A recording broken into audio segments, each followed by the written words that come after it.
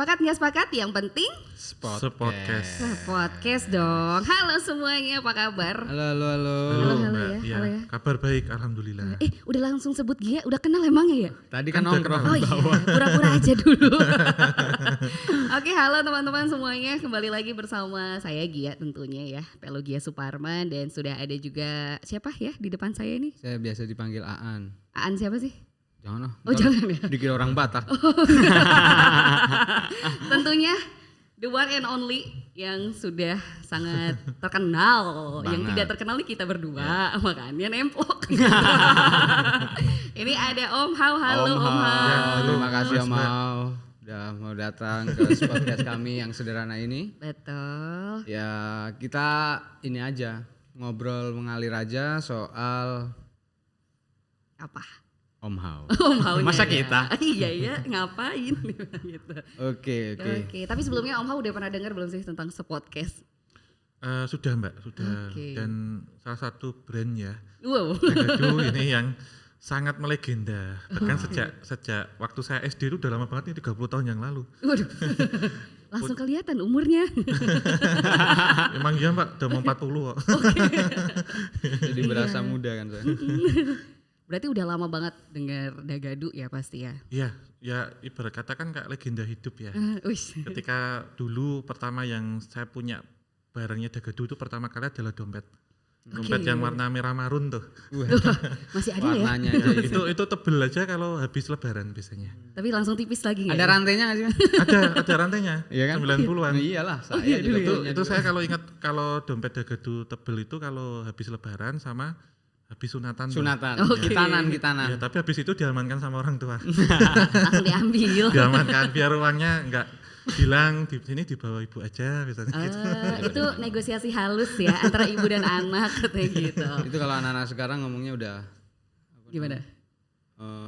eksploitasi. Oh bener. Kalau anak sekarang loh, Iya, banyak banget di Twitter tuh ibu memanfaatkan anaknya. Kalau zaman kita kan nggak ada ya. Ya udah itu kayaknya orang Percaya aja dia ya. yang modalin, Nurut aja yang ya, modalin ya kita udah. hitan kan mereka. Oke, karena udah disinggung juga kalau podcast ternyata ada hal yang diingat sama Om Hao tuh adalah Dagadu. Nah, podcast tuh memang ini kolaborasi Om Hao. Ada kita berdua, sebenarnya kita outsider sebetulnya. Ya.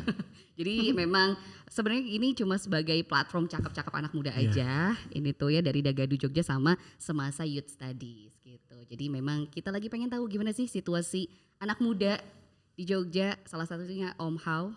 Masih muda dong ya? Masih muda. Masih. Harus berjiwa muda. Kayak gitu. Nah mungkin kita bakal ngobrolin juga. Biasanya kan Om Hao terkenal banget dengan salah satu nama lainnya ya. Ayo. Yang udah nempel banget sama Om Hao. Kira-kira apa ya? Tanya langsung sama orangnya apa? Ya, boleh. Gimana? Gimana? Ya enggak dong. Enggak Oke, ya? kisah tanah Jawa Yes. atau sering disebut KTJ. Oke. Ada bukunya juga ya, Om?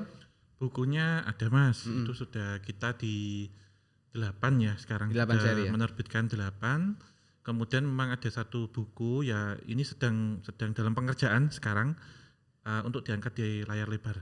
Oh, iya. Layar lebar berarti. Om Hao tapi nggak ikut main ya? Saya diperankan. Diperankan. Iya. Siapa yang meranin? Ya, nanti ditunggu saja. Oh, langsung editing gitu.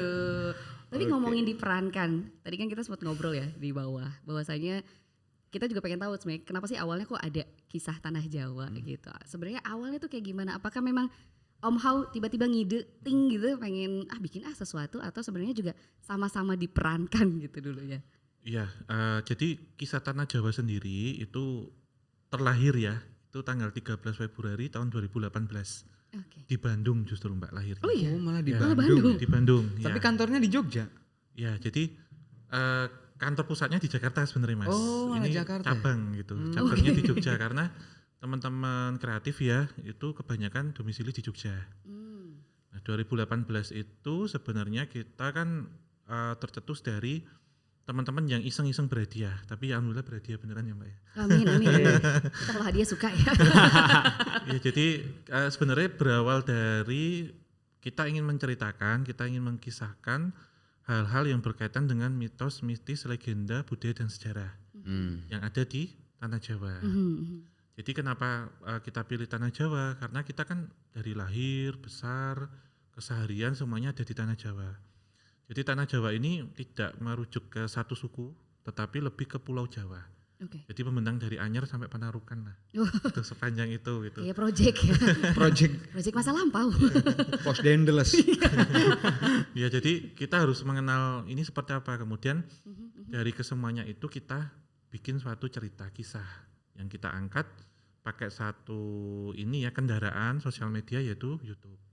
Oke. Tuh, karena biar kita ngena banget nih sama generasi penerus lah gampangannya anak-anak muda. Jadi biar kita tahu dulu kita berada di mana gitu dan kita paham tentang kisah dan cerita yang ada di tanah Jawa.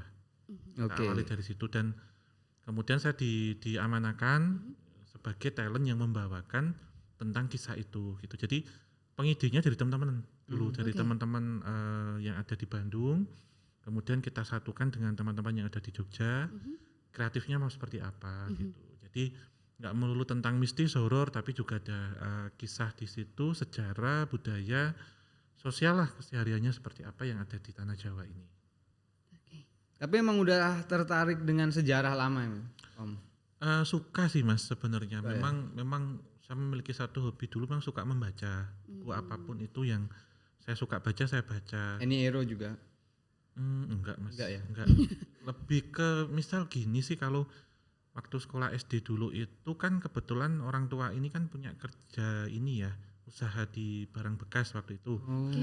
Jadi kadang beli buku-buku loaan, buku-buku tentang sejarah, kemudian buku-buku tentang saintek ya. Jadi ketika saya SD itu saya membaca misal buku kimia SMA, kemudian matematika universitas gitu. Jadi suka baca-baca tentang saintek dan sosial budaya juniora lah waktu itu.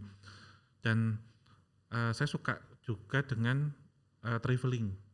Oh, Jadi jalan-jalan ya gitu ya. jalan-jalan kemana-mana. Kemudian teman mengamanakan untuk itu. Yaudah nih dikemas, kita jalan-jalan, kita kulineran, kita mengunjungi tempat-tempat bersejarah, kemudian kita bikin konten. Waktu itu dari awalnya dari hal itu. Kalau dibilang terlalu suka sih enggak ya, tapi lebih ke apa ya, sesuatu hal yang kemudian mengundang ataupun memanggil kita untuk kita sharing tentang hal ini.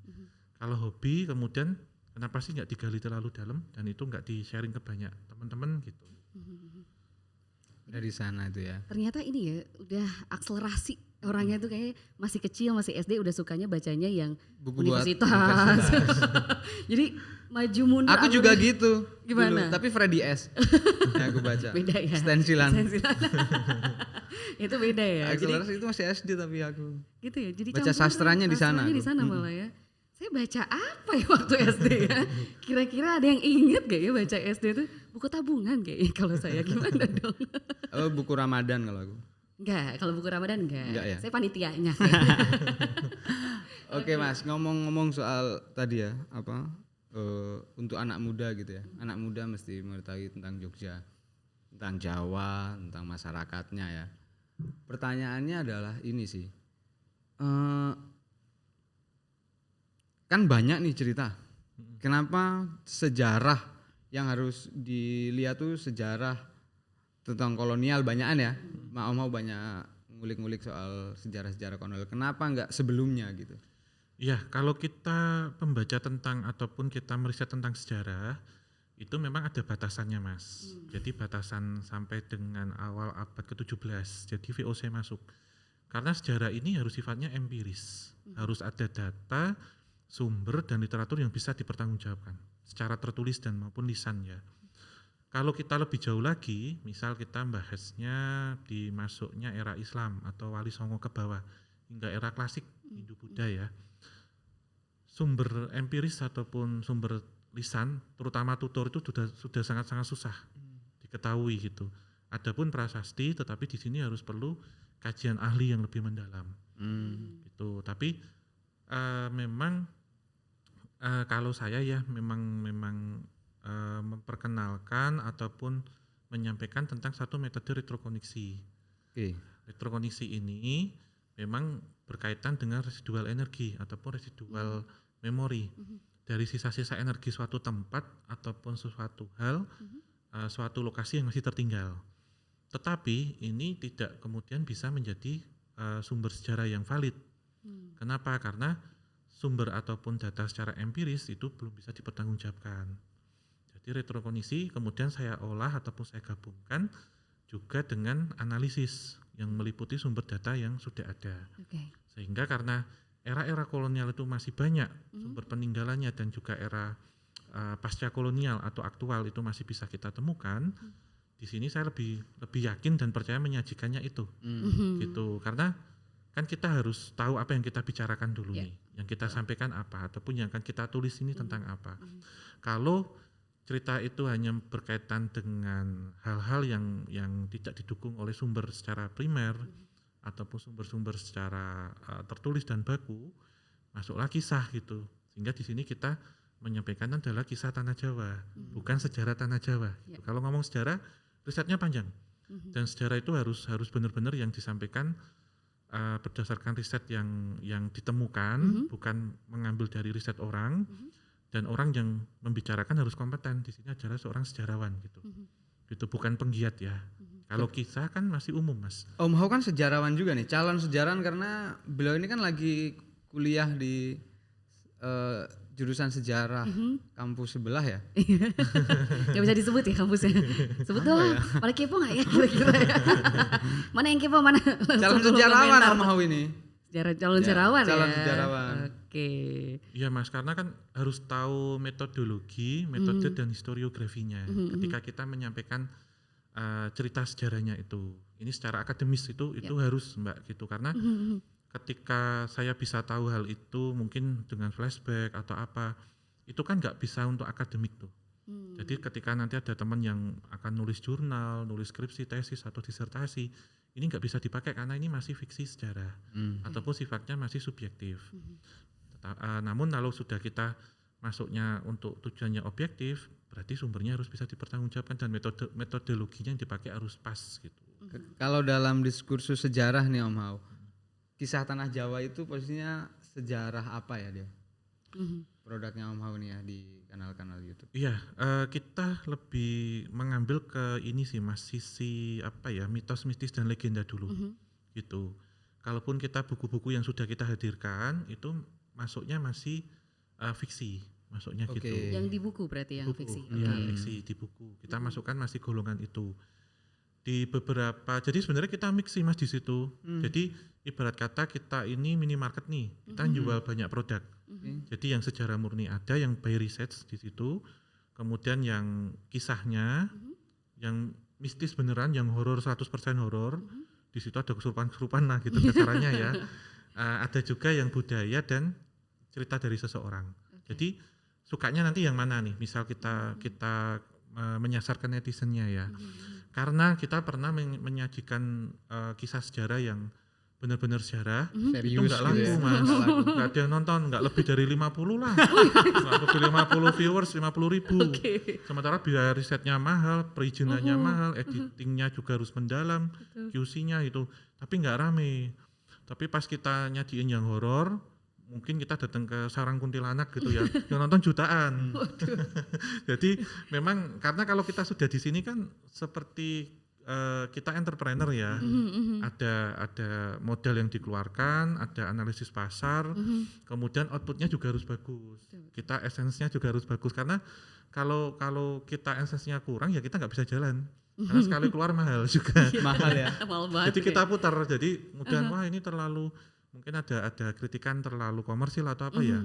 Ya di sini kita memang keluar dengan biaya gitu. Kita marginnya semepet mungkin gitu. Ya kadang kita sajikan yang sejarah murni, yang sejarah berbalut mistis, ada juga yang legenda, ada yang mistis. Produk-produk ini kita tawarkan selalu gitu. Nanti yang laris yang mana untuk tambal sulam aja Mbak, Mas. Jadi mungkin datang ke sarang kuntilanak tinggi nih, 1 juta viewers gitu ya. Kemudian kita bahas tentang sejarah wayang, yang nonton dikit ya udah itu tukar subsidi silang aja gitu. Oke. Karena tadi udah nyebutin juga ya masalah gimana sih situasi atau netizen bisa dianggap gitu ya, bisa disebut netizen gitu.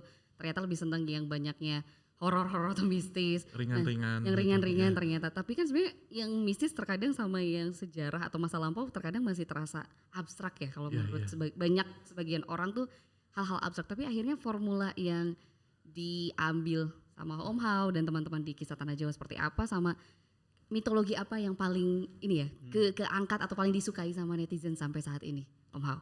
Ya, lebih ke keseharian sih Mas, Mbak itu. Jadi keseharian ini kita mengambil seperti kisah-kisah yang sering kita dengar keseharian. Jadi aktual ya.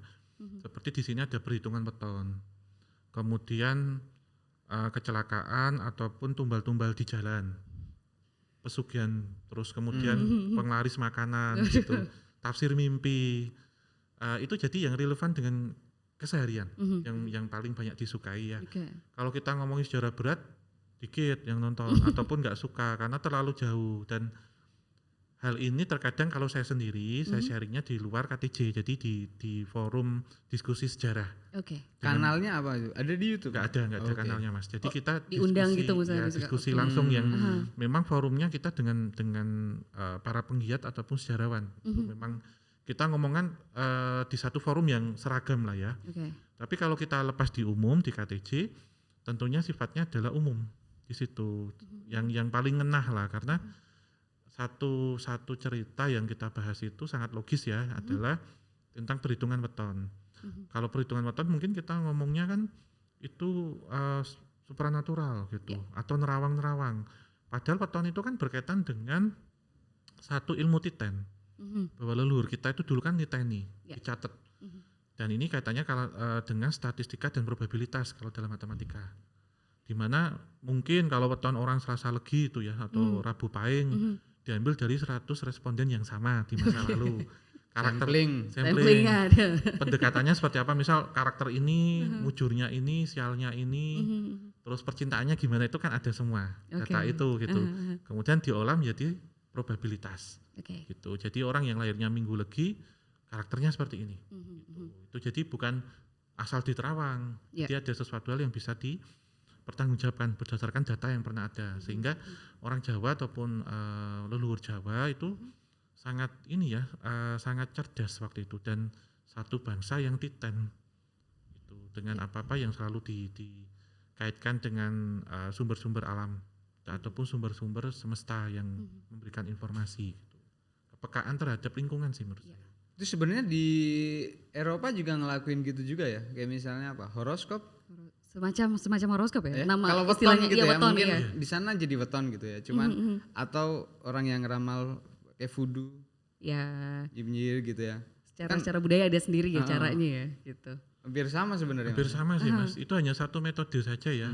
Kalau di Jawa mungkin ada weton, perhitungan weton, primbon gitu ya. Kalau di Tiongkok kan ada Xiu, Ya, Shio, ada betul. Feng Shui juga, ada itu juga. Kemudian di Eropa yang sering kita kenal adalah zodiak, Zodiak. horoskop dan macam-macam, sebenarnya sama. Ya. Ini bukan diramal gitu, bukan satu ilmu nujum, tetapi ini ilmu titen. Berdasarkan responden yang pernah ada, diolah data statistik rata-ratanya, modus median gitu ya. Akhirnya ketemu probabilitasnya, peluang yang akan terjadi itu seperti apa gitu. Itu kayak pertemuan antara yang metafisik sama logika mungkin ya? Bisa disebut gitu nggak ya? Maksudnya untuk Kalau menurut penjelasan Om tadi, enggak. Jadi itu kayak semacam apa ya? Misalnya nih, aku mau bikin weton kontemporer. bisa kali ya? Tapi ini berdasarkan makanan apa namanya hari gitu, atau apa gitu. Nah keluarnya mungkin orang yang lahir hari Senin, kalau jalan ke supermarket A akan sial gitu. Karena aku ngamatin dari 100 ada Sekian 40 orang, gitu. Aku jadi bisa ngeklaim nih. Iya. 40 kok nggak kecil gitu. Dengan kesamaan, dengan situasi yang sama. Kayaknya gitu. Lebih ke situ ya. Kayaknya. Ya. Okay. Menurut Om Hao itu logis. Logis, oke. Hampir kerjanya hampir ya, titen itu mungkin punya logika sendiri untuk ngatur itulah. Nah, saya mau nanya Om Hao. Kan tadi ilmu nujum dan lain-lain ya. Tapi kenapa orang netizen ya, kok orang netizen itu lebih suka horor ya? Iya, di sini sebenarnya kan karena dasar penasaran Mas. Penasaran, ingin tahu. Ataupun sesuatu hal yang penasaran itu nggak bisa bikin tidur, nyenyak gitu. Karena masih kepikiran ya. Tetapi takut penasaran, akhirnya penasaran, akhirnya dicoba, ingin tahu gitu. horor ataupun mistis ya, itu sangat laku karena mengundang rasa penasaran. Oke. Kadang orang lihat itu tidak terpuaskan, hanya ingin tahu saja atau mengobati penasarannya itu. Jadi hal-hal kayak gini memang laris, terutama di negara kita selain beberapa konten-konten yang lainnya. Karena sifatnya sudah masuk ke dalam ranah entertain, berarti hiburan-hiburan ini tentunya yang memberikan hal-hal positif kepada kita. Ketika kita seharian mungkin capek, marah-marah, ribut atau apa, kita butuh hal-hal yang ringan, hal-hal yang nyantai. Pengobat dari penasaran itu pun bisa meningkatkan imunitas loh. Gitu, karena kita kan ada rasa senang dan terobati karena hal itu. Selain konten-konten yang lain ya, seperti halnya maaf nih misal ngomongin orang contohnya, konten gibah ya. Prank gitu ya. Kemudian yang maaf ya konten-konten yang receh butuh-butuh lah gampangnya gitu, yang dianggap butuh-butuh. Maaf ya saya bilang gitu. Kemudian konten-konten tentang hal-hal pornografi contohnya. Ini yang tidak kita pungkiri nih ini. Membicarakan situasi politik salah satu contohnya itu konten horor ini memang masuk ke dalam ranah itu. Gitu. Kalau kita ngomong sejarah kasarannya berat. Orang kita udah stres dikasih yang stres lagi. Ngantuk Mas, Mbak gitu. Tapi kalau di sini kemudian membicarakan tentang hal-hal mengunjungi tempat-tempat terbengkalai, kita ngomong di situ kisah orang yang menyentuh secara humanity ya, atau humanisnya itu tersentuh dengan kisah itu. Kemudian ada balutan drama, kisah-kisahnya yang disampaikan, bertemu dengan entitas astral ataupun penampakan atau apa suara-suara aneh itu, orang akan tergerak untuk itu, karena humanisnya yang diambil, bukan melihat karena ingin dapat edukasi, yaitu mungkin ada tapi presentasinya sangat kurang. Oke. Berarti bisa disatukan ini mungkin ya kan, Gia sendiri pernah apa ya kayak sering banget dengar kayak dasar netizen kepo misalkan gitu, dasar orang-orang Indonesia ini kepo-kepo, apa ini juga salah satu tadi kan disinggung humanisnya ya. Iya. Kayaknya memang secara sosial kan di Indonesia sendiri, apalagi misalkan di tanah Jawa, secara sosial, secara hubungan antara orang nih kayaknya kalau nggak tahu tuh ada hal yang kurang kayaknya gitu. Kalau nggak nanya tuh ada yang hal kurang, itu juga bisa termasuk ya, maksudnya masuk ke ranah, makanya kenapa horor nih atau mistis nih cukup di apa ya, pengen banget dikulik gitu sama orang-orang Indonesia, terutama di Jawa misalkan gitu. Iya, salah satunya rasa ingin tahunya yang besar, gitu. Ditambah kalau penasaran tuh rasa tahunya lebih besar lagi, dikejar terus gitu, sehingga ini menjadi seperti motivasi mereka, gitu. Dan kita sharing, kemudian ini ada sisi entertain, tapi kalau kami sendiri di Kisah Tanah Jawa pasti ada sisipan-sisipan edukasi dan pesan moral di situ. Jadi misal mediumisasi entitas, dia bercerita kisahnya seperti apa, di akhir beliaunya ini biasanya nanti ada pesan moral.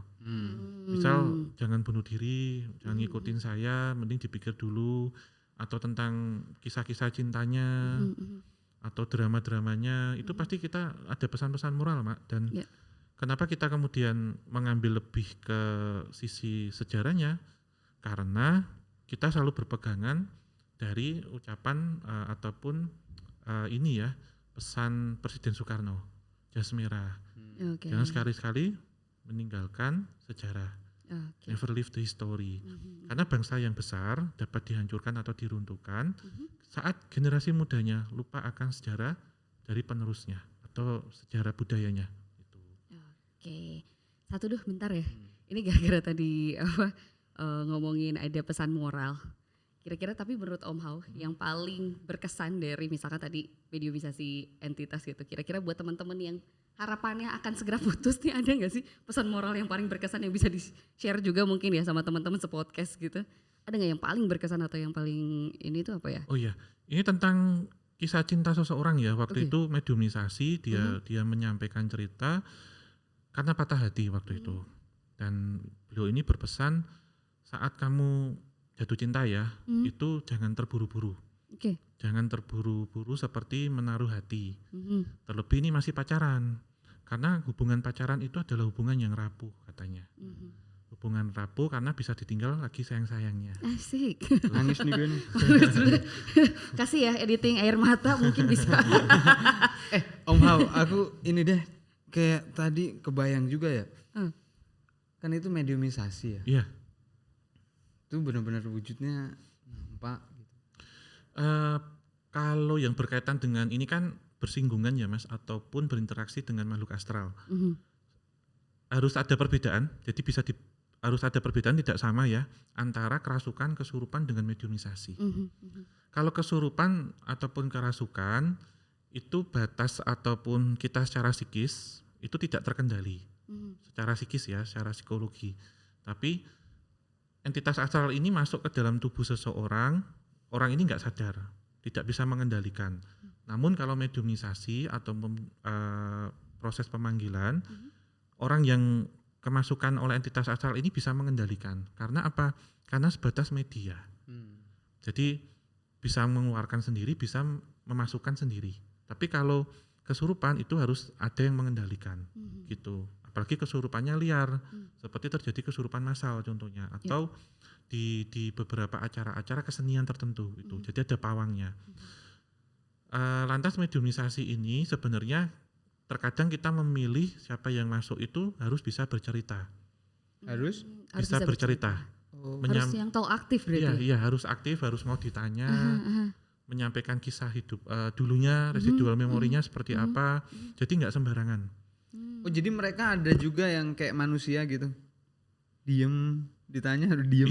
Iya Mas. Ada yang cuek itu, gitu. Iya, itu hanya sebatas eksistensi aja. Pengen nunjukin kalau dia tuh hadir Mereka berarti gitu. punya kelamin nggak sih? Iya, ada gendernya ada.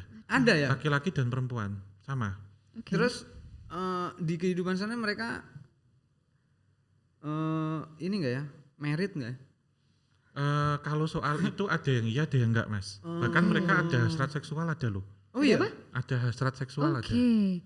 Ya jadi seperti ini contohnya. Itu kan kategori jin ya. Jin itu kan bisa beranak tapi tidak bisa mati. Dan mereka bisa naksir dari bangsa manusia. Sehingga di sini ada cinta 2 dimensi contohnya. Seperti halnya ada kasus-kasus ketika seorang perempuan yang ditinggal suaminya malam disatroni sama genderuwo yang menyamar.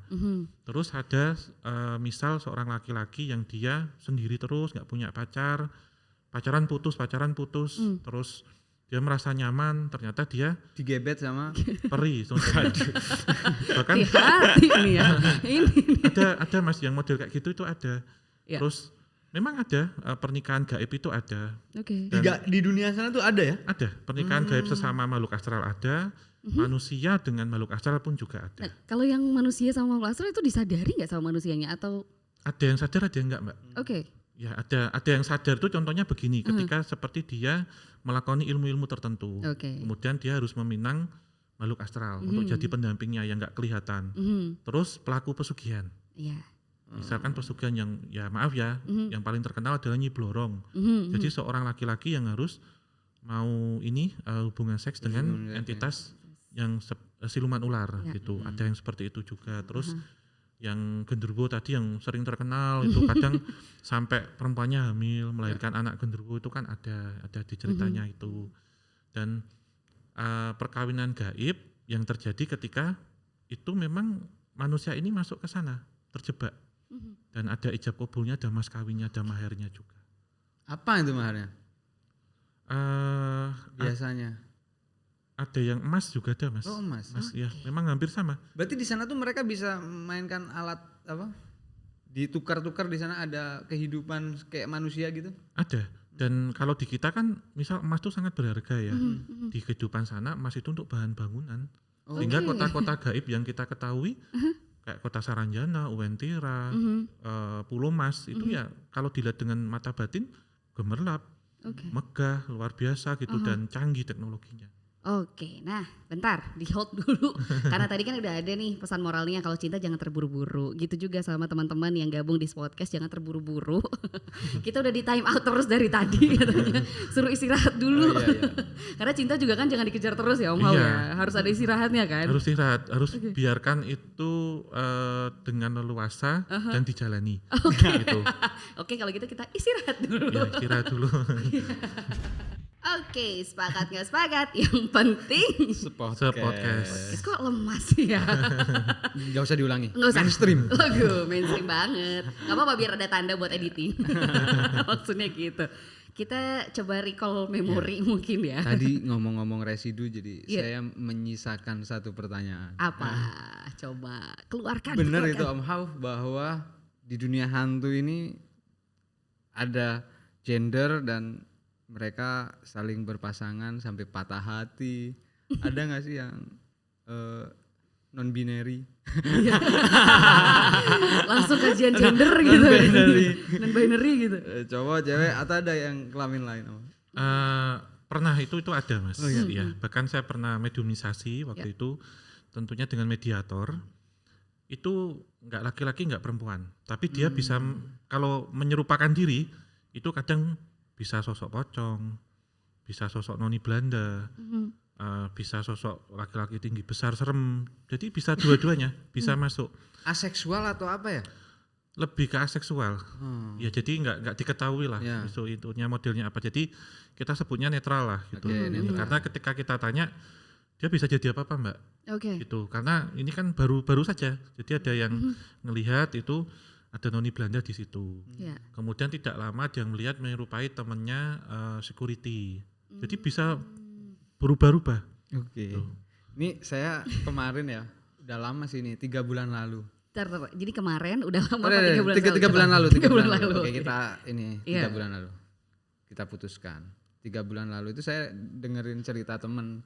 Jadi kenapa pertanyaanku ke sana ya? Ya. Dunia hantu itu punya dunia yang infrastrukturnya hampir kayak gini. Mereka bisa pesen Gojek. Ah ya. Bapak pesen ojol. Jadi itu ojolnya aneh gitu. Dia datang terus ke satu lokasi terus ini siapa? Ini loh tadi siapa sih yang dinaikin siapa? Tapi dia bisa ini apa masuk aplikasi gitu Iya, loh. iya. Ngorder gitu loh.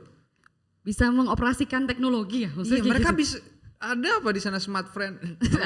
Smartphone dong. Smartphone. Gitu. 500.000. Ada Om Hao loh. Bisa nggak ya? Maksudnya itu loh yang bikin aku. Iya, ini sudah jadi cerita lama sih Mas sebenarnya Oh, iya, ya? Mas. Dulu kadang ada zaman masih wartel ya, kadang ada telepon-telepon tuh yang masuk nggak tahu yang ngangkat siapa. Oke. Terus yang kaitan dengan online itu juga sering dikeluhkan oleh ojol ataupun ada taksi online bahkan pesan makanan online itu juga ya. Memang di alam sana memang ada teknologi yang seperti itu. Walaupun ini akan susah sekali dijelaskan secara logis. Oke. Tetapi ketika kita bilang tentang gelombang elektromagnetik itu bisa nyaut ataupun bisa terhubung dengan banyak hal asal frekuensinya sama. Oke. Hal-hal ini kan biasanya masuk ke dalam manipulasi dan sabotase peralatan-peralatan digital. Seperti halnya menangkap penampakan, suara-suara aneh, dan kalau sekarang yang berkaitan dengan teknologi ya, seperti smartphone gitu, sering saya ada keluh kesah dari driver ojol yang bercerita tentang hal ini.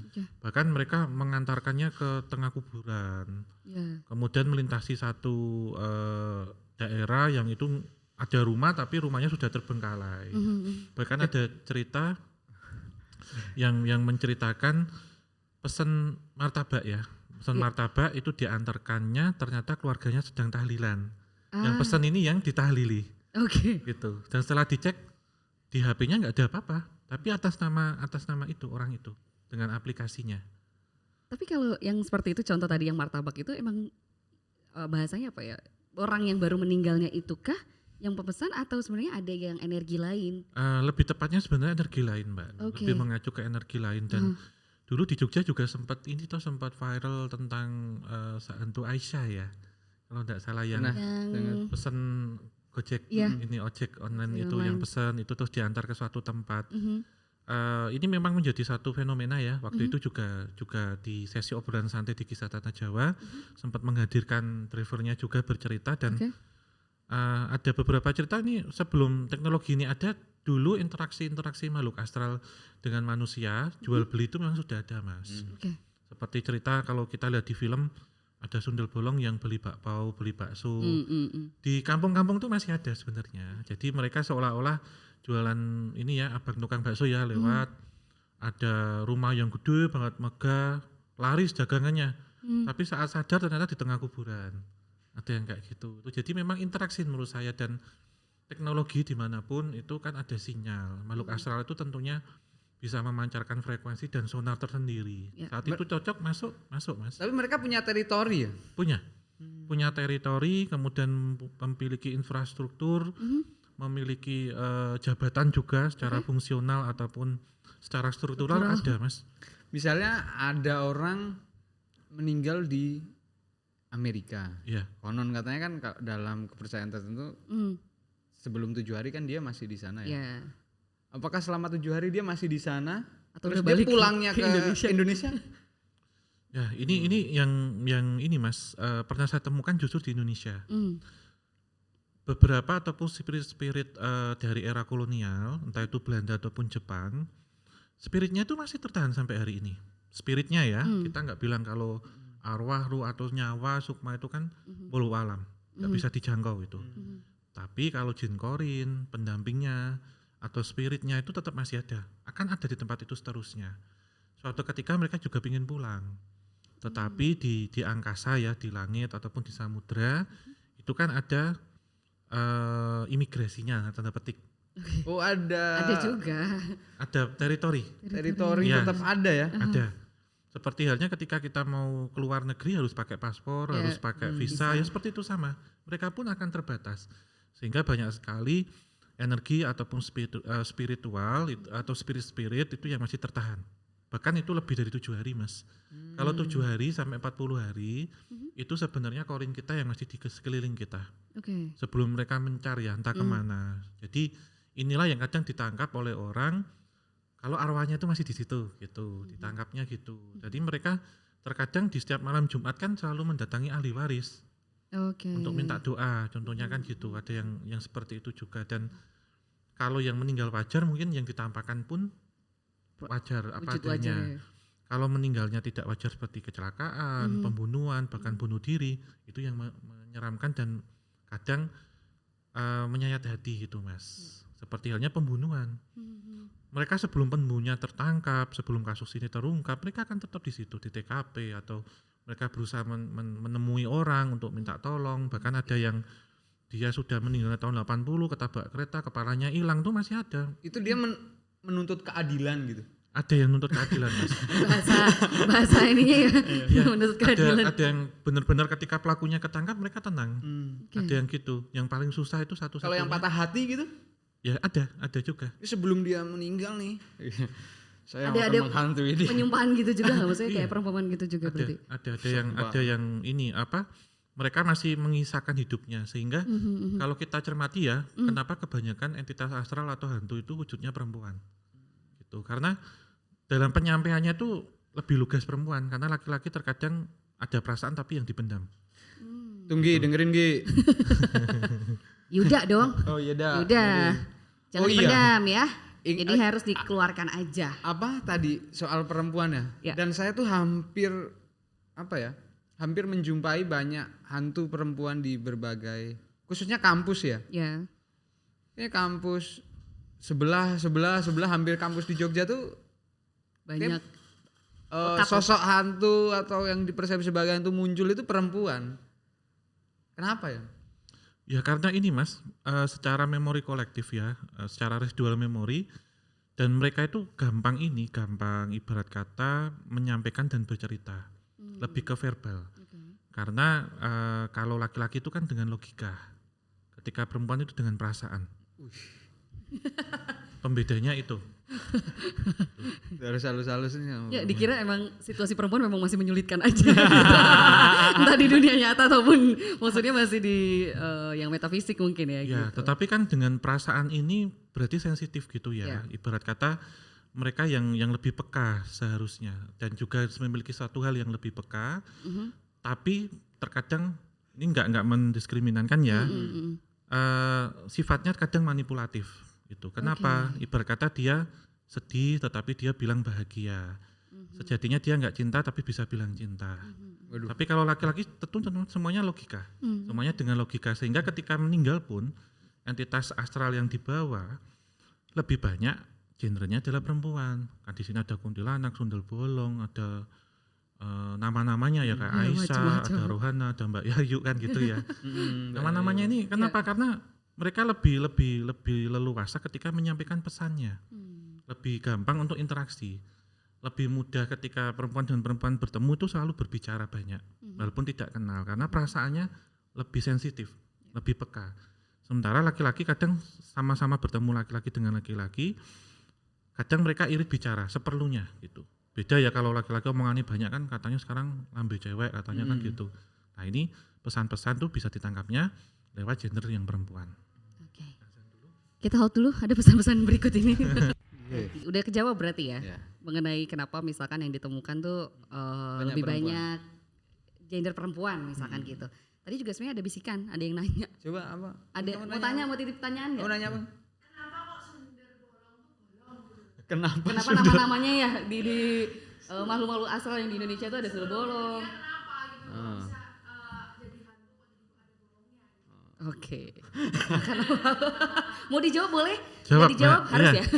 Ini urban legend ya, Widih. yang sangat terkenal Iya, itu, benar-benar yang itu. terkenalnya itu terutama di wilayah Jawa Timur. Sebenarnya sundel itu kan dari kata kesusu ngandel, keburu-buru terpercaya. Ada satu frasa ini, sundel. Dan sundel ini lebih mengarah pada perempuan penggoda, witch lah gitu.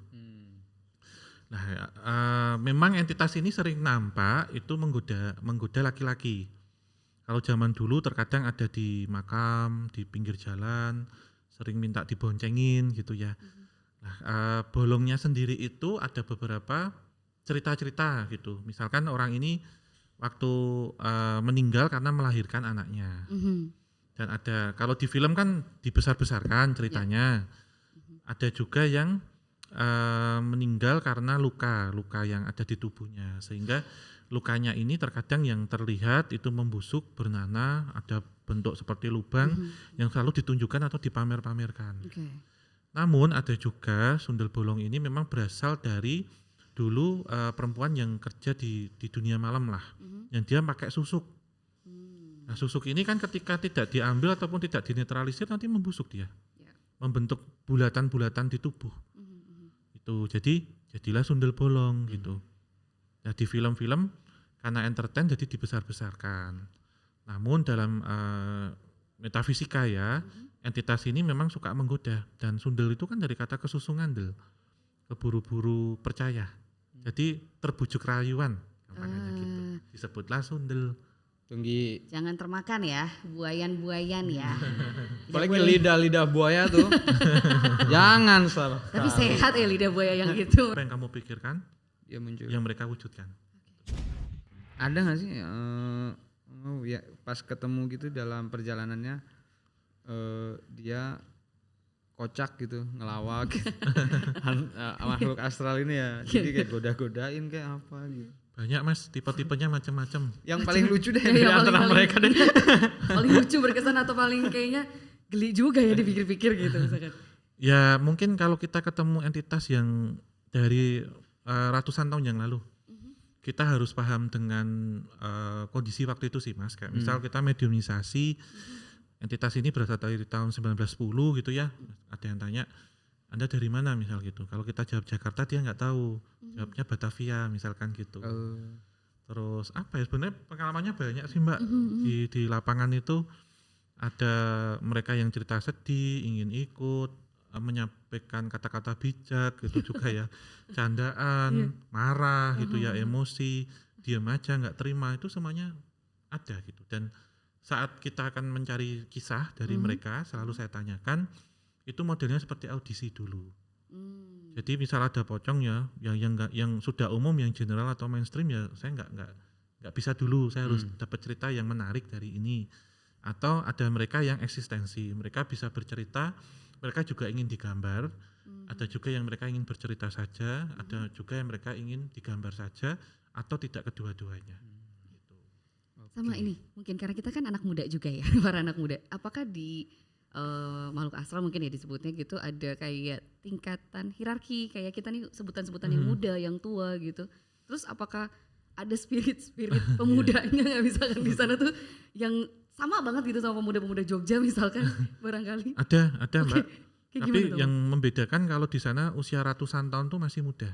Oke. Ya jadi usia 100 tahun, 200 tahun tuh masih anak kemarin sore katanya. Yang sudah ribuan tuh yang sudah sepuh. Oke. Gitu. Dan ada pembagian-pembagian kasta juga.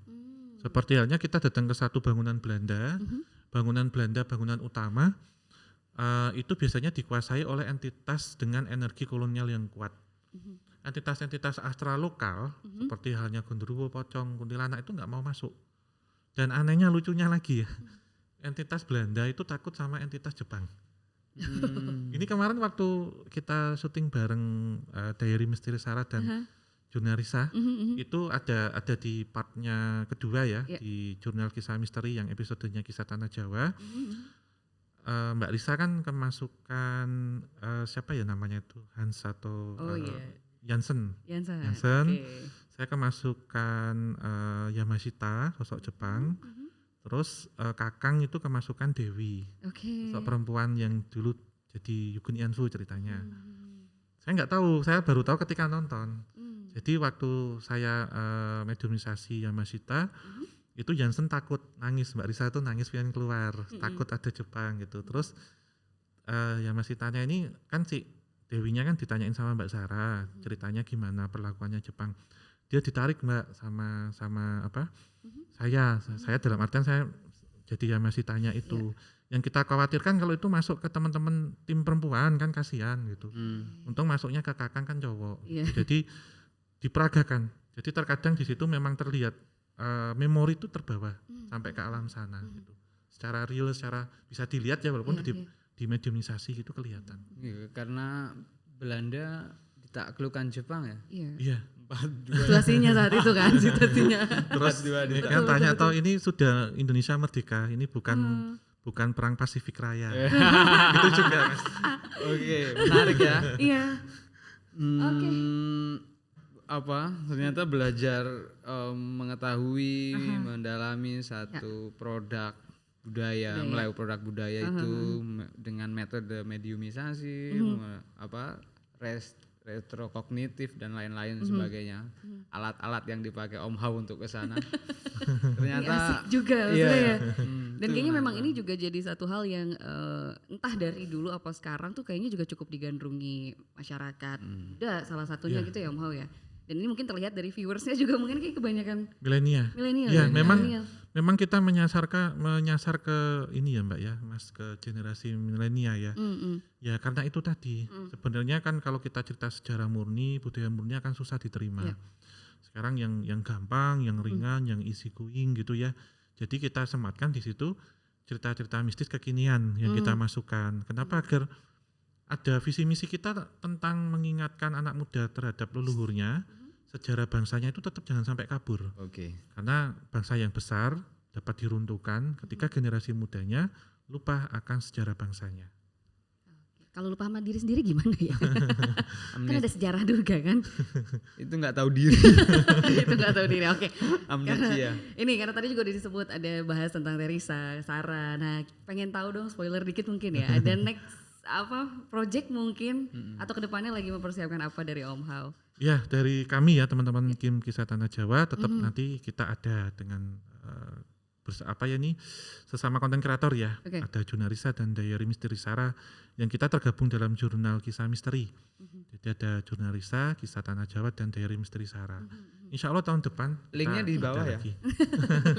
Nanti di WA dulu tapi sama Om Hao-nya ya. Tapi ada inovasi lain atau mungkin kejutan lain yang selain tadi bareng collab dengan konten kreator lain? Ya dari tim Kisah Tanah Jawa Insya Allah tahun depan Mbak. Terus pas ini juga kita ada syuting untuk film layar lebar dengan PH terkemuka ya, MD Entertain untuk Kisah Tanah Jawa dan sedang berlangsung. Insya Allah tahun depan juga rilis. Kemudian buku-buku juga nanti kita tahun depan. Dan tentunya karena kita industri kreatif harus selalu dinamis gitu. Tetap harus ada inovasi untuk tahun depan. Amin. Kita doakan pokoknya sukses terus. Nanti sama bisa main lagi mungkin ya, ngobrol lagi. Kreatif, dinamis. Kreatif, dinamis, inovatif. Dengerin ya teman-teman. Setuju nggak? Oh enggak ding, kan di sini sepakat nggak sepakat yang penting podcast. Jadi nggak harus sepakat, pokoknya mau sepakat nggak sepakat yang penting nonton dulu aja podcast kita. YouTube-nya di mana ya? Ditunggu dulu mungkin. Pantengin terus sosial media kita juga karena nanti akan ada informasi kapan tayangnya, siapa lagi dan akan seperti apa hasilnya, ditunggu aja teman-teman. Dan mungkin mau ada yang disampaikan terakhir? Aku mau menyampaikan makasih Om. Sama-sama Mas, Mbak Kia, Juga ya Mas Aan, Ya. teman-teman semua udah gaduh semua. Ini ya saya mewakili tim Kisah Tanah Jawa mengucapkan banyak terima kasih. Sama-sama. Kita juga terima kasih. Semoga tidak tidak bosan ya untuk terus bisa berbagi sama kita Ya, juga. bukan menjadi awal untuk bertemu ataupun terakhir kita bertemu, Oke. tapi awal untuk kita berkolaborasi bersama. Cakep. Betul nggak guys? Kok pada nggak ada suaranya? Ini kayaknya langsung galau Om Hao. Pantengin terus. Pantengin terus pokoknya. Oke kalau gitu kita akhiri aja ya. Sepakatnya sepakat, yang Yang penting penting sepodcast. Terima kasih. Sampai jumpa.